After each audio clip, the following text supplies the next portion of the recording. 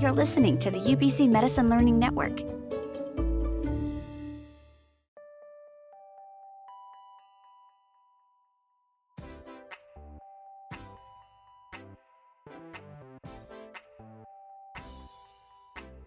Hey listeners, welcome back to Metamorphosis, a podcast designed to help medical students navigate their medical careers. My name is Ali, and I'm a fourth year UBC medical student. I'm recording this episode from my home, which is located on the traditional, ancestral, and unceded territories of the Musqueam, Tsleil-Waututh, and Stolo nations, and I'm grateful to have lived, learned, and worked on these lands for many years. Welcome to episode 2 of the mini-series called It Makes Sense, CENTS for reference. On today's episode, I'll be covering lines of credit. Now, you may be someone who already has a line of credit, or you may have just heard of the term being thrown around by other students or even your financial advisor at the bank. Today, I'm hoping to clear up some of that ambiguity and discuss what lines of credit are, what medical students are offered on admission by the various banks, and how a line of credit is used throughout your medical school journey and beyond. Part 1. What is a line of credit? A line of credit is a special type of loan. Unlike the previously covered student loan, a line of credit, or LOC for short, is a defined amount of money that can be accessed on an as-needed basis, and it will have special repayment terms depending on the arrangement with your bank.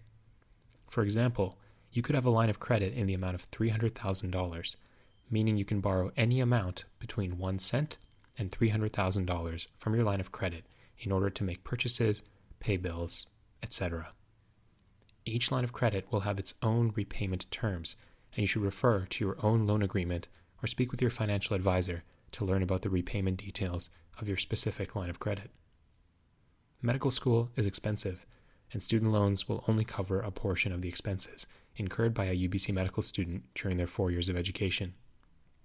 The banks understand this, and they also understand that medical learners have high projected future incomes, with some medical specialties earning upwards of $500,000 or even over $1 million.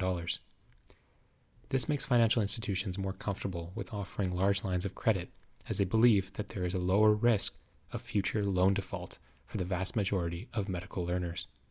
For medical students, this is a very fortunate situation. It allows us to borrow upwards of $300,000 at very competitive rates with attractive repayment options, and in most cases, no need for anyone else to co-sign on the loan. Part 2. What are the various offers for medical students from the major Canadian banks?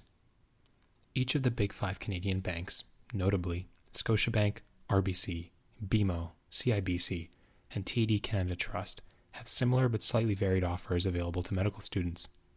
These offers can and will change year over year, so it's important to shop around and find the offer that's right for you. I'll go through a quick table of the active offers from each major Canadian bank. Please note that these offers are accurate for August 2022 only. Contact a financial advisor at each bank to discuss these offers further. Starting off with Scotiabank. Scotiabank is offering up to $350,000 at prime minus 0.25%. That means you take the prime rate and minus 0.25% in order to determine the interest rate. The full amount is available at the time the account is opened, meaning that you can take out anywhere between 1 cent and $350,000 as soon as the account has been opened. There's also an option to convert a student line of credit to a revolving line of credit after residency. I hope I can cover this in a future episode as well. In terms of repayment, no principal payments are required until you are finished residency, plus up to 2 years of grace period. During that time, you pay interest only on what you borrow. In terms of bonuses, you receive the Scotiabank Ultimate Banking Package, which gives you a monthly account fee waiver, unlimited e-transfers, and a waiver on $139 worth of select credit cards, notably the Scotiabank Passport Visa and Gold American Express cards, which both will have a pre-approved combined credit of $10,000 with no annual fees. The second bank is BMO. This year, BMO is offering up to $350,000 at prime minus 0.25%. However, they were only allowing you to access up to $95,000 of that in the first year. No principal payments are required until after your finished residency, plus up to 2 years of a grace period. Similar to Scotiabank, you pay interest only on what you borrow. There's a $500 cash bonus if you open a new checking account and complete 4 e-transfers. There are no annual fees for setting up this line of credit. From TD Canada Trust, you could receive up to $350,000, once again at prime minus 0.25%, and this is typically standard for all the banks. You can access up to $100,000 in the first year. Similarly, no principal payments are required until after you finish residency, plus up to 2 years of a grace period. In terms of bonuses, you receive an all-inclusive banking plan checking account.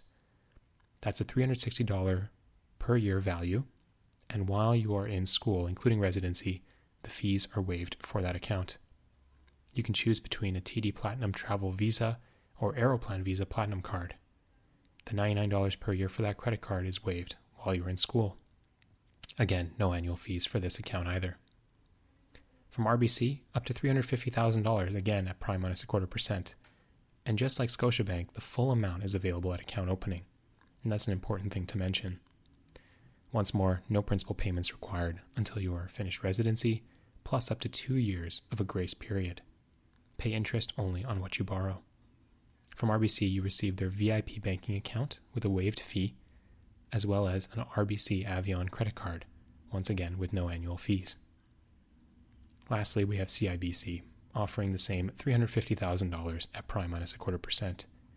No principal payments until after residency, plus a potential 2-year grace period. In terms of bonuses, you receive their Smart Plus account with waived account fees, and the CIBC Aventura Gold Visa card. The fee is waived during the first year only. No annual fees for opening this account. Part 3. What happens to my line of credit after I graduate from medical school? At the time of writing this episode's script, the lines of credit from all 5 major Canadian banks offered the same post-medical school conversion option. Specifically, when you graduate from medical school, you can continue with the same line of credit during residency. After graduation from residency, you may receive up to 24 months of grace period, during which time you will continue to make interest-only payments on the borrowed balance of your line of credit. When this grace period is complete, monthly payments will begin, and these will include both interest and principal, which will help lower your line of credit balance over time. As noted previously, the interest rate on your line of credit will be prime rate minus 0.25%. Again, please refer to your own loan agreement or speak with your financial advisor about your own repayment details. The prime rate is currently quite high relative to what it was this time last year, 6.45% in fact. Therefore, at prime minus 0.25%, you will be charged an interest rate of 6.2%. It's important to note that interest is calculated on a daily basis on the outstanding principal balance. However, it is payable on a monthly basis.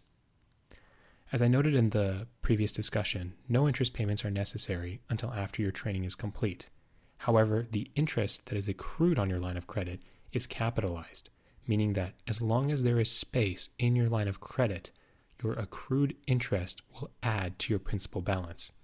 Essentially, you're taking the space that you have in your line of credit to continue to cover the interest that collects in the meantime.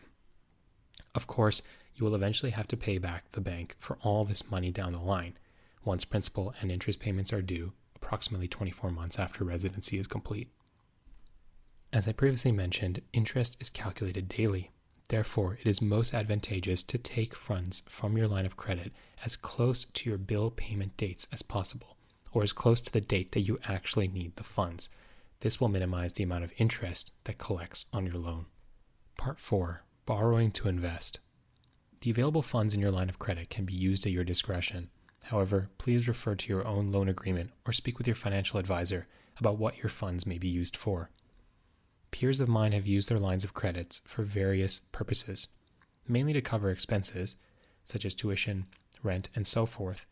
However, some have also used this money to invest.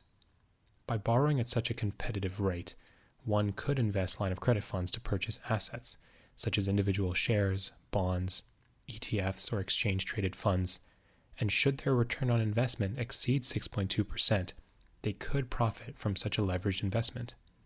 Now, this was more realistic when the prime rate was 2.7% several months ago. However, at a rate of over 6%, it could be difficult to get a return on investment higher than that, and therefore make money off of a leveraged investment. Should your return on investment be less than the interest accrued on the amount that you borrowed, then you would take a loss. So all of this is to say that borrowing to invest comes with significant risk and should be carefully considered on an individual basis after discussions with a professional financial advisor.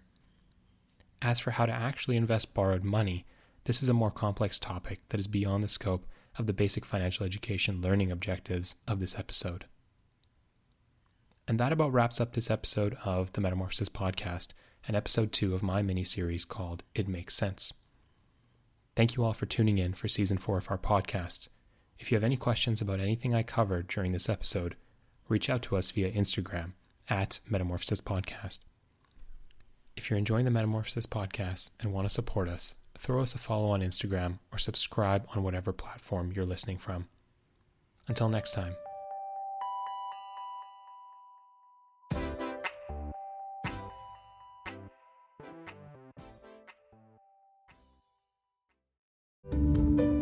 This has been a presentation of the UBC Medicine Learning Network.